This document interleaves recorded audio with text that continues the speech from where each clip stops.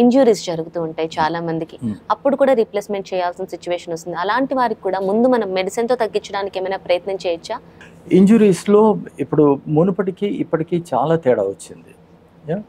మునుపు కాలంలో సర్జరీస్ తక్కువ చేసేవాళ్ళము, కాంప్లికేషన్స్ అలాగే యాక్సెప్ట్ చేసుకునేవాళ్ళం. అంటే డిఫార్మిటీ, కాలు వంకరగా, తింకరగా, చిన్నగా, అతుకుపోయిన, కుంటుకుంటూ కర్ర పట్టుకునేసి జీవితాంతం గడిచేవాడు.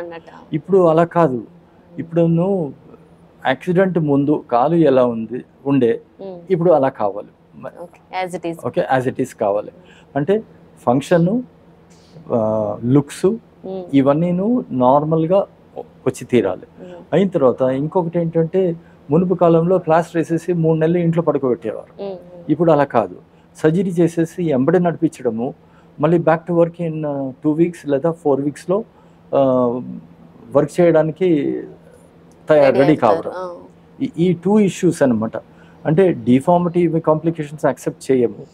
నార్మల్సీ అంటే అనాటమికల్ నార్మల్సీ ఎంత ఉందో, ఇంతకుముందు ఫంక్షన్ ఎంత ఉండనో అది కూడా క్విక్గా తొందరగా రావడానికి, ఇవన్నీ possible only with the surgery.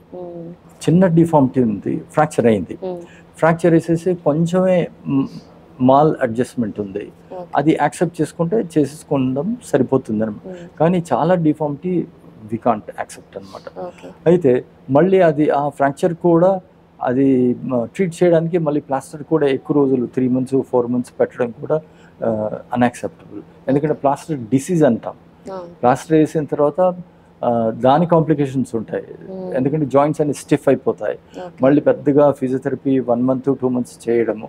So ఇప్పుడు టైం డ్యూరేషన్ చూస్తే lot of time spent on fracture treatment అవుతుంది. ప్లాస్టర్ ఉన్న రోజులు వాళ్ళు ఆఫీస్కి వెళ్ళడం కుదరదు అట్లా.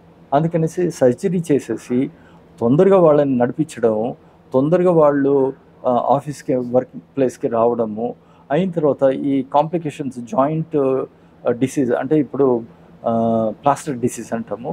ప్లాస్టర్ వల్ల వచ్చే కారణాలు ఇవన్నీ ప్రెషర్ సోర్స్, జాయింట్ స్టిఫ్నెస్, ఇవన్నీ రాకుండా తొందరగా చేయించడం సర్జరీ వల్ల వీలవుతుంది.